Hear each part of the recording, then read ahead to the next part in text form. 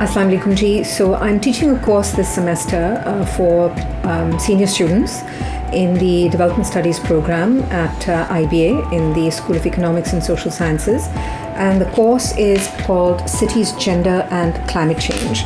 So in this course, we take a look at three very important dynamics, which are essentially the main criteria for studying this course or for taking this course.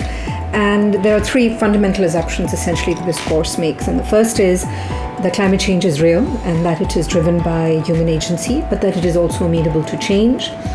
Second, that vulnerable men and women in precarious positions bear the burden of climate change related risks and impacts. And then third, that cities provide an urban scale which can be understood as an adequate scale for enacting actions for ecologically sustainable and socially just futures. The goals of this course are for students to understand and recognize the relationship between cities, urban planning, development, and climate change impacts. Now, the question of cities is exceedingly important because more than half of this world's population lives in cities. And by the year 2030, 2050, an additional 2.5 billion people are going to be added to cities, predominantly in sub-Saharan Africa and South Asia. So Pakistan is a very much an important part of this entire dynamic of expanding cities and the burden on cities, etc. This course is open to both undergraduate and graduate students. So typically in the School of Social Sciences and Liberal Arts, the students who have already taken the core course, Introduction to Urban Studies, they can enroll in this particular senior course. And aside from that, it's also open to BBA students.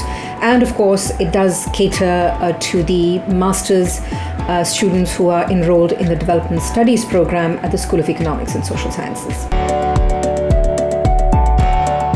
So the lectures are divided into two sections. The first section explores the debates on the vulnerability of poor men and women.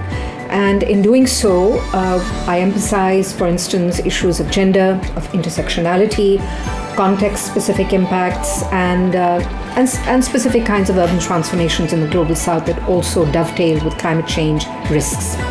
In the second part of the course, we explore the lacunae or the gaps in planning and policy discourses and the current debates on uncertainty, on resilience, on adaptation, migration, and the different kinds of low-carbon strategies at the urban scale that are being proposed both globally and locally.